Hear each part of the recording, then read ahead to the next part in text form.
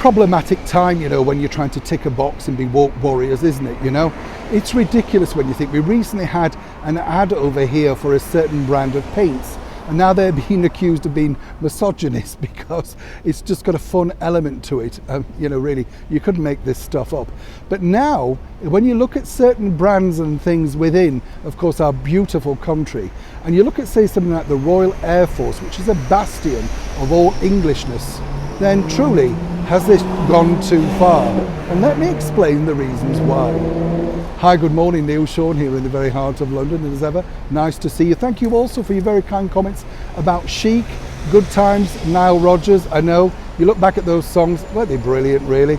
And really, one that stuck in my head after making that video for you was Hound Dog by the brilliant Elvis Presley.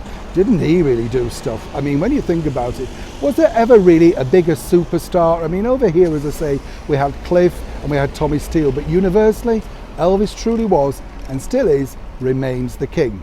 Just don't mention that though to Frank Sinatra, you know what I'm saying? Back as ever though to your breaking woke story of the day. This all centres on the RAF, and recently a document's been revealed to the media that the RAF have to get up their quota of diversity, shall we say, inclusive employees. They can't seemingly get the right amount. So while they're trying to get the right amount, they've been gently advised not to take on white British people. Can you imagine? That's the story. As ever, we have to say allegedly, but you've seen bits of it here.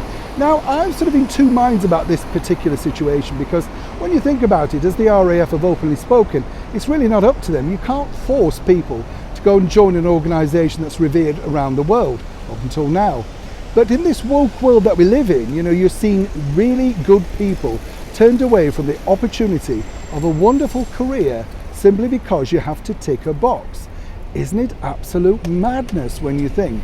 I can only say that this particular story, which will escalate, trust me, over the next couple of days, will dent the reputation terribly for the Royal Air Force, because it gets such a good response, you know, in terms of how it's viewed around the world, but more importantly for people wishing to join.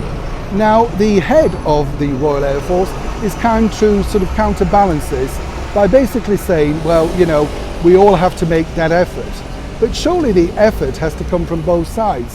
If those people simply don't want to join this organisation, then you truly can't force them. Either way, the Royal Air Force is not flying high right now. Certainly, it's flying very low indeed in the minds of the British public over here in the United Kingdom. Neil Sean in the very heart of London.